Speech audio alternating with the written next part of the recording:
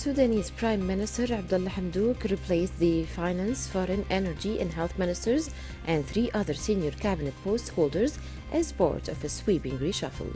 Authorities had said the reshuffle was coming, but few had expected the exit of Ibrahim al-Badawi, who, as finance minister, led efforts to steady Sudan's crisis-stricken economy and liaised with foreign donors.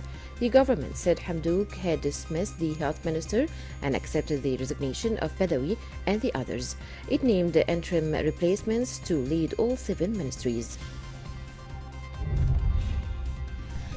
U.S. Central Command Chief General Kenneth McKenzie voiced Washington's backing for Lebanese stability on a visit that triggered protests by demonstrators, including supporters of the Lebanon's militia against U.S. policies in the country.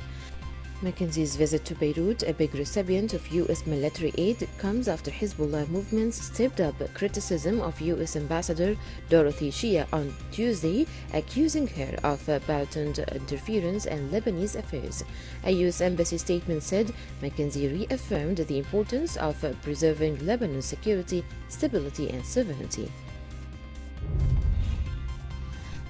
U.S. Secretary of State Mike Pompeo demanded justice over the killing of a prominent Iraqi extremist group's expert and highlighted threats against him by Iran-linked groups. Hisham al-Hashimi, an internationally known scholar whose vast contacts inside Iraq made him a mediator among rivals, was gunned down outside his Baghdad home late Monday by masked Syrians on motorcycles. Hashimi was an authoritative voice on extremist movements, including the IS militant group, which are violently opposed to Iran. U.S. Secretary of State Mike Pompeo announced that U.S. and partner forces seized the boat in June carrying Iranian weapons to the Houthi militias in Yemen, as he renewed his call for the UN Security Council to extend an arms embargo on Iran. Pompeo noted that the Security Council must extend the arms embargo on Iran to prevent further conflict in the region. Pompeo is leading a U.S. drive to persuade the Security Council to extend the embargo due to expire in mid-October under the terms of the 2015 Iran nuclear deal, from which the United States withdrew in 2018. UN Secretary General Antonio Guterres said that foreign interference in Libya conflict has reached unprecedented levels, with sophisticated equipment and mercenaries involved in the fighting. Guterres denounced the situation during a ministers-level UN Security Council video conference, expressing particular concern about the military forces massing around the city of Sirte, halfway between Tripoli in the west and Benghazi in the east. The conflict was entered a new phase, with foreign interference reaching unprecedented levels, including in the delivery of sophisticated equipment and the number of mercenaries involved in the fighting. The Kingdom of Saudi Arabia announced the nomination of advisor to the Royal Court, Mohammed Al-Tuwaijiri, to head the World Trade Organization (WTO). The following communication nominating Mohammed Muzaid Al-Tuwaijiri for the position of Director General has been received from the delegation of the Kingdom of Saudi Arabia on 8th of July 2020. The Saudi mission to the organization said the kingdom realizes the central role of the WTO plays in drafting and implementing international trade regulations and developing the economy and commerce internationally. Russia and China vetoed the UN Security Council resolution that would have extended authorization for cross-border humanitarian aid in Syria for a year, though Moscow swiftly proposed a more limited extension.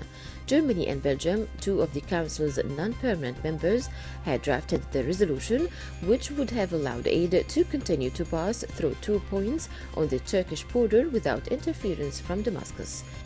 Beyond Russia and China, the other 13 Council members voted to approve the draft. Turkey released maps of the deployment of allied Government of National Accord forces in Libya towards the coast city of Sirte. It also released maps of the deployment of the Russian Wagner Group forces in the North African country. The development took place amid mounting anger in Turkey after the air raid that heavily damaged its air defense systems in the western Al-Watiya airbase in Libya.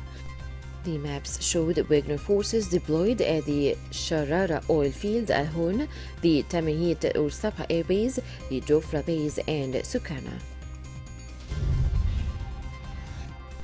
The National Institute of Health, or the ISS, said that Italy plans to monitor wastewater nationwide for a possible early warning about any renewed outbreak of COVID-19 infections. The move underscores Italy's hope to be well prepared for any new wave of the coronavirus. Italy became one of the countries hardest hit by COVID-19 pandemic earlier this year. To date, it has recorded 242,149 cases and 34,914 deaths. The wastewater monitoring project will focus on priority sites such as tourist resorts in a first phase starting this month. It will be expanded in October with the surveillance network extended to all Italian cities.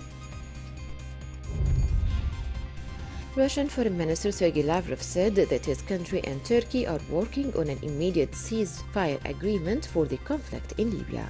Lavrov said the Libyan National Army LNA, which Russia backs, is ready to sign a ceasefire document and hopes that Turkey will manage to convince the country's internationally recognized Government of National Accord or GNA to do the same. Foreign capital is flooding out of Turkey in a massive vote of no confidence in President Recep Tayyip Erdogan's economic competence.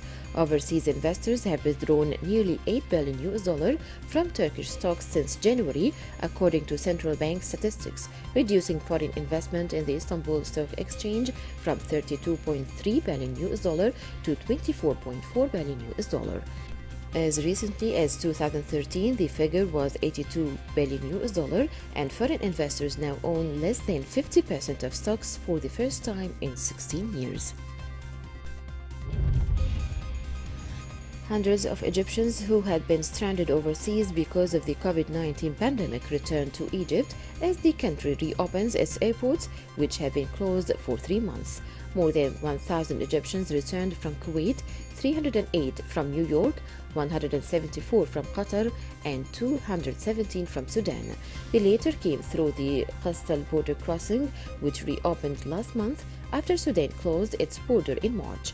Minister of Immigration and Egyptian Expatriate Affairs Nabila Makram thanked all Arab countries for their support of Egyptian workers abroad during the COVID-19 crisis and stressed that the whole country has worked to repatriate all Egyptians who wanted to return.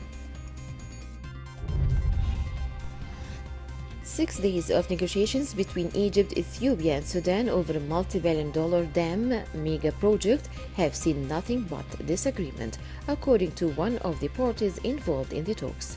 Meetings to resolve the dispute were held under the auspices of the African Union (AU) for technical and legal teams from the 3 countries to try to bridge some points of disagreements, but the discussions did not result in anything new.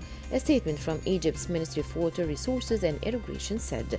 The ministry added that other than the disputes over the rules for refilling the dam after periods of prolonged drought, when the dam would be at lowest levels of operation, Egypt was adhering to the application of certain rules for refilling, but Ethiopia was pushing to apply the same rules for the first filling, which added a burden to the high dam in Egypt.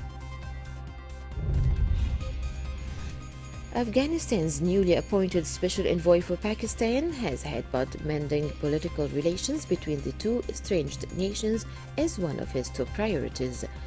Muhammad Omar Darzi said that his primary focus would be to ensure lasting peace in Afghanistan and maintain strong ties with Pakistan, especially after Islamabad's key role in the Afghan peace process earlier this year. Pakistan and Afghanistan share a 2,600-kilometer porous border and have been at odds for years. Bonds between them have been particularly strained due to a deep mistrust and allegations of cross-border infiltration by militants.